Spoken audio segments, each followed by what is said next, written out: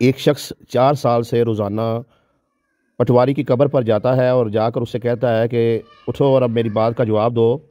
ज़िंदगी में तुम अपनी कलम से किसी का रिकॉर्ड जो है वो इधर से उधर कर देते थे, किसी के प्लाट का रिकॉर्ड ख़राब कर देते थे, किसी के ज़री रकबे का रिकॉर्ड ख़राब कर देते थे। तो अब उठो और बताओ मुझे कि तुम्हारी वो 2 नंबरियाँ और तुम्हारी वो रिश्वतखोरी और तुम्हारे वो नाजायज़ कब्ज़े करवाना किधर गया वो तुम्हारा सारा मामला। वो शख्स कहता है कि मेरी 2 कनाल ज़मीन थी, तो इस पटवारी ने नाजायज़ उस पर जो है कब्ज़ा करवाया, रिकॉर्ड ख़राब करके। 1 कनाल इसने खुद रखी, 1 कनाल वो कब्ज़ा ग्रुप को दी। तो इसका घर बहुत आला बना हुआ है, इसके पास गाड़ियाँ थीं और गाड़ियों में फ्रूट भर भर के अपनी फैमिली के लिए लेके जाता था, उन्हें अच्छी होटलों में खाने खिलाता था। वो कहता है कि 4 साल हो गए हैं मैं इसकी कब्र पे आता हूँ, मैंने 4 साल में इसका कोई बहन, कोई भाई, कोई रिश्तेदार, कोई बेटा, कोई बेटी इसकी कब्र पे आता हुआ नहीं देखा।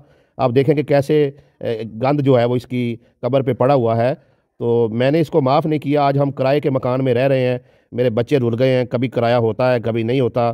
तो मैं और मेरी पूरी फैमिली जो है वो अज़ियत में है। ना मैंने इसे माफ़ किया है, ना माफ़ करना है। मैं क़यामत वाले दिन इसका गिरेबान पकड़ के इससे कहूँगा कि बताओ तुमने मेरे साथ ये जुल्म क्यों किया। और वो शख्स ये भी कहता है कि अब तुम कब्र में हो तो अब रिकॉर्ड बदल के दिखाओ, अब किसी और की नेकियां अपने अमाल नामे में लिख के दिखाओ, अब करो रिकॉर्ड में खुर्द बुर्द। तुम कुछ भी नहीं कर सकते, अब तुम्हारा हिसाब बड़ा सख्त होगा और मैं तुम्हें माफ़ नहीं करूँगा। क़यामत वाले दिन मैं अल्लाह की अदालत में भला मामला जो है वो पेश करूँगा। वो कहता है कि मैं डीसी के पास भी गया, मैं अदालत में भी गया, मैंने वकीलों की फ़ीसें भी भरी, तो मुझे इंसाफ नहीं मिला। मेरे पास इतने पैसे नहीं हैं, मैं अब क्या करूँ। तो मैंने अपना मामला जो है वो अल्लाह की अदालत में पेश कर दिया है। मैंने इसे माफ़ी नहीं दी। हर सूरत जो है मैं अल्लाह की बारगाह से जो है इंसाफ लूँगा। तो ये जो जिनके लिए ये सब कुछ कर रहा था, आज वो इसकी कब्र पर फातिहा पढ़ने भी नहीं आते। तो ये किसके लिए इसने इतनी बड़ी कोठियाँ बनाई, इतने रकबे इकट्ठे किए, इतने प्लाट बनाए, इतना बैंक बैलेंस इकट्ठा किया और ये गाड़ियाँ खरीदी और उनको जो है माले हराम खिलाता रहा। तो आज आकर अगर ये ज़िंदा हो जाए तो देखे कि वो तो इसको मिलने भी नहीं आते, इसकी कब्र पे फातिहा पढ़ने भी नहीं आते। ठीक है जी। तो उसने कहा कि ये इबरत है उन तमाम अफसरों के लिए और उन तमाम लोगों के लिए जो लोगों की ज़मीनों पर नाजायज़ कब्ज़े करते हैं, उनकी ज़मीन हथिया लेते हैं। बिलखसूस उन पटवारियों के लिए जो रिकॉर्ड में खुर्द बुर्द करते हैं और लोगों का रिकॉर्ड ख़राब कर देते हैं।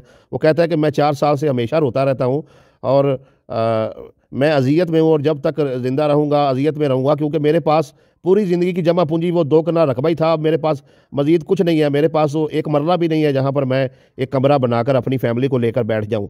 तो इस वाक़े में उन तमाम लोगों के लिए एक सबक है कि जो लोगों की ज़मीनों पर कब्ज़े करते हैं और लोगों का माल हथिया लेते हैं।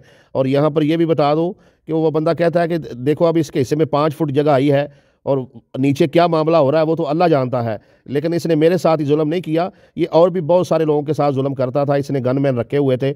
अगर किसी बंदे का ये रिकॉर्ड ख़राब कर देता, वो इसके पास आता तो गनमैन को कहता कि इसको दिक्कत दे के इधर से निकाल दो। मैंने देखा इसने एक 70 साल बुजुर्ग को भी जिसका रिकॉर्ड इसने ख़राब कर दिया था, धक्के देकर अपने पास से निकाल दिया। तो आज ये देखो ये हिलने जुलने के काबिल नहीं रहा और ये इसकी ना वो कोठियाँ इसके काम आई, ना बैंक बैलेंस काम आया, ना कारें काम आई, ना औलाद, ना तल्लक, ना रिश्ता, कुछ भी काम नहीं आया।